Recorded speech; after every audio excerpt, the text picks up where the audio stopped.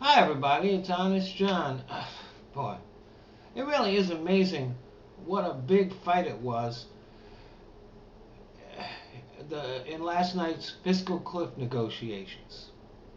I mean, think about what it was actually about.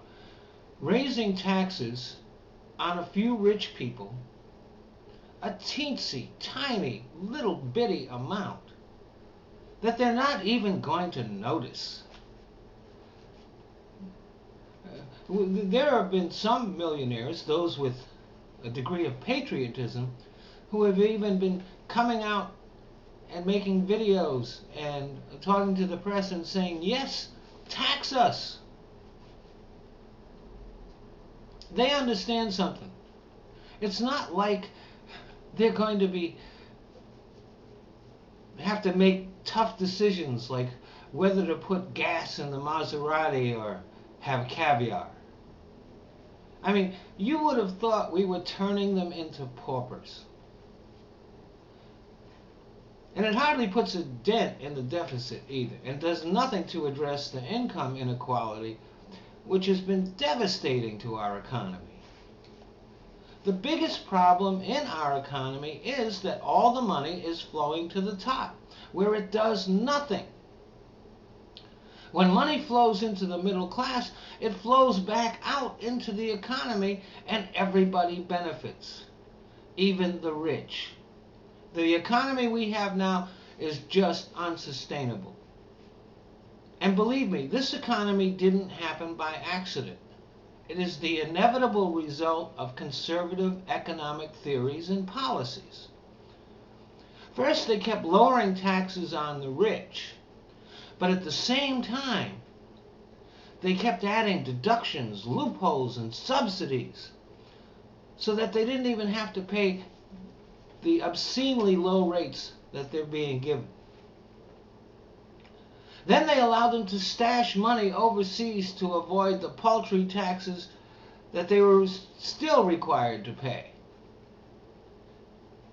And then they took income that only rich people make and said, we're going to tax that at a lower rate than everybody else's income.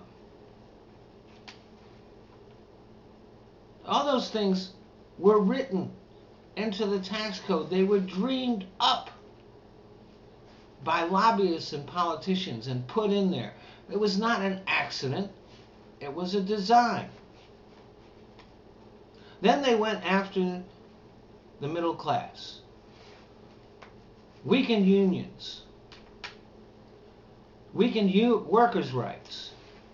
They look at the way workers are treated in dictatorships in third world countries and they say, yeah, that's what we want over here. They also created a myth that government doesn't create jobs.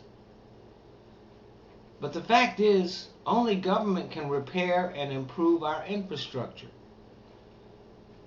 Grover Norquist said he wants to shrink government to where he can drown it in a bathtub. I hope someday, when a bridge that hasn't been maintained collapses, that he's standing under it. Every teacher, nurse, fireman, construction worker, they will tell you that government doesn't create jobs is a lie. Has anybody noticed that as government funding has shrunk, so has the middle class? That's because middle class jobs like teachers, firemen, nurses, all that, have been eliminated. Now it's true that government spends a lot of money foolishly.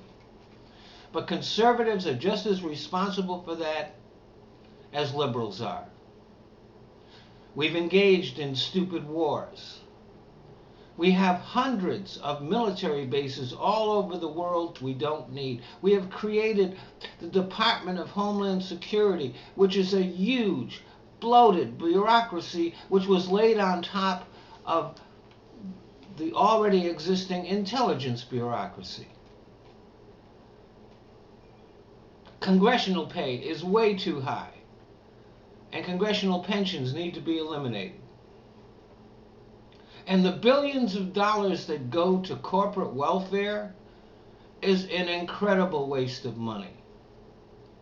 So I tell you what, once we deal with those things, then, and only then, should we be even thinking about talking about the sacrifices we're going to ask of the poor and the middle class.